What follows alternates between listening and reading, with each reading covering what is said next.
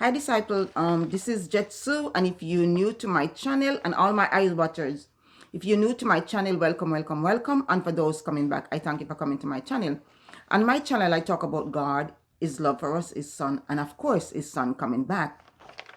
But today I just want to say I was away for a while and due to circumstances beyond my control. So I was away from my channel and now I'm back so I could share some words and with you guys, and I'm so happy to be back to share some words. So today we want to look at the rotten bunch. And it's kind of like what's going on today. People get caught up with the norm and caught up with everything that is in the basket. And this is what happened to the people during their plight coming back from out of Egypt and during Moses, when Moses was leading them. But we're going to focus on Joshua, because as you know, Joshua is the one that took the bottom, because in First Chronicle 2 verse 7 and so forth tells us the whole 9 yards of what really happened to them. And so after Moses' death, Joshua, now the young strong warrior, he took up the baton, just like we carrying the baton today. Back then they have all of those people carrying the baton. He took up the baton and he's now the leader of all those people in the wilderness. And of course Achan. And so now, while leading the people, they going from so what they were doing, they were going from crossing land, crossing different tribal areas. And of course there's always conflicts to get across, and God gave them the way, the right of way, because who can go up against God? Who can go against God's decision?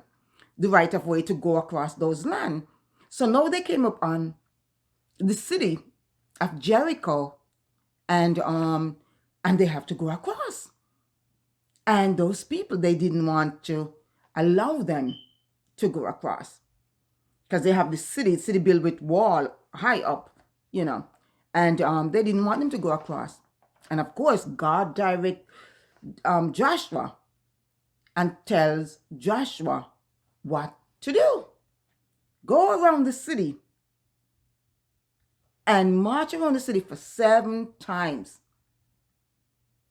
Because that is God's order, march around the city for 7 times. And so now they're marching around the city, but God also warned them, when you, once the city fall, do not take anything from there, from the city. Because you have to remember, all those people coming out of Egypt, they're coming out of Egypt with some stuff, but they have to get up in a hurry and get out, you know, when Moses taking them out by the order of God, you know, come out. They get up and they have to go, you know, at a split second moment. So some of them were able to carry a lot of stuff and some were not. So now after the city of Jericho fall, guess what? My eye watchers and my disciples, everything in that city, because the city fell and Joshua and all those people, they tore those people up in Jericho. So now all the golds, the silver, the copper, fine chinas, whatever, everything is glistening now to the people coming out of Egypt with nothing. So God said, I know your eyes are going to be on those stuff. Don't take anything. So they disobey. One particular person, I should say, disobey. And this is the reason why I said, one spoiled fruit spoil the whole bunch. Spoil the whole bunch. Have you ever seen in your fruit basket, all the fruits looking good, but then maybe it's the apple, one apple or one banana started spoil. And gradually everything spoiled. So this is what happened. So one person, I believe his name was Achan or Akran, he took stuff and hid it in the camp. Contaminate the old camp.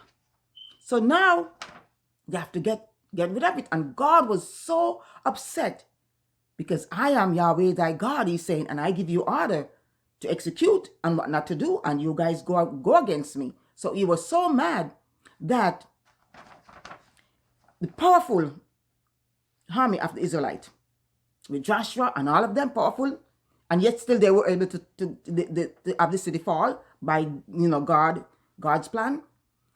But guess what? A tiny little army was able to whoop them. Why? Because they disobey God's order. So one apple spoiled the whole bunch. And it's kind of like what's going on today. You see a whole group of people,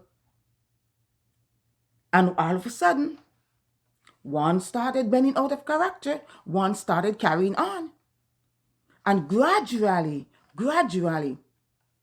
everyone started getting involved until the whole crowd of people, you could say, get involved. No one to step back and think, or to listen to the chain of command and say, what this one person is doing is wrong. I know it's wrong, I'm not going to join. But this is how our society is today. And this is what happened to the people.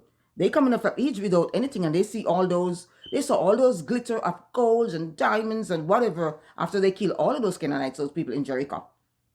And they wanted it. Greed. They wanted it. Even though God told them and Joshua warned him. He told him, God said, he's going to give this city to us so we can pass. But he also said, do not take anything. And this is the people, they disobey. And this is what happened, my fellow eye watchers and disciples. So we have to learn to not be the one to spoil, not be the one to be the rotten fruits to spoil the old bunch. Because we have to always remember our action. Sometimes others can imitate from what we do. So we have to be careful how we walk as a Christian. And even if you're not a Christian, be careful how you walk, because you have youngsters, you have people who are looking upon you and they are imitating you and they follow you. And people nowadays, from my observation, are easily get caught up in anything. They get caught up in the occult. They get caught up in everything easily than I would say before. So like I said, a judgment came once and it's coming again. And this is not the time for us to get caught up in all of the nonsense that is going on and not let other people lead us astray and let us do stuff that we're not supposed to do. We are to stand our own ground and know our rights and know what is right from what is wrong, and don't get easily carried away by anyone. So I just want to say to you, my fellow eye watchers and my disciples, and for those that are new who never been to my channel but now they've been to my channel, I just want to say again, thank you for coming. And as you know, as I said on my channel, I always talk about God, his son, and his love for us. And like I said, his son Jesus never left us in darkness. He always have a plan and a way for us. So no matter what we're going through and no matter what we saw happening, there's always a way. Once we lean on God, trust in God, and most important, believe in God. You can't say I trust in God and then you don't believe that if he said do this or that, he's going to actually carry you through. So no matter how the road may get rough, and we know we're traveling on a rugged road, so we have to just stay the course, and no matter how rough it gets, we just have to look at the price at the end. And what is the price at the end? The ultimate life, salvation. So that is our ultimate goal, not to detour, not to have anyone cause us to detour from our ultimate goal, and that is salvation.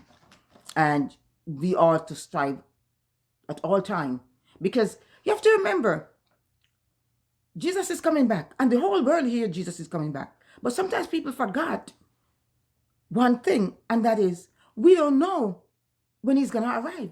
He can arrive any minute. It's just like sometimes you're home and you don't expect a family member, friends, or whatever to pop in, and you're there, you may be cooking, or maybe you're not cooking a lot, and then they popped in and then they say, oh my goodness, I wasn't even cooking a lot, because you wasn't expecting guests to be able to prepare a lot of stuff. So Jesus will pop in and give you that surprise. But you have to remember that surprise that you're gonna get is not like when your friend or family popped in. It's gonna be a very intense day. It's judgment day, my fellow eye watchers and disciples. So I just want to say today that let us all build our heart with love. Not worry about what's going on, not worry about the naysayers or anything else. And don't allow ourselves to be the rotten apple, a banana of that bunch. Because we're gonna contaminate and spoil the old bunch. And you don't want that. You don't want to be the one or the cause to allow anyone not to be on that rugged road for them to seek their salvation. So until then, my fellow eye watchers and disciples, and for all the new people that come in, I just want to say, always remember, God first, man second. God first, man second. So until then, God bless you and thank you.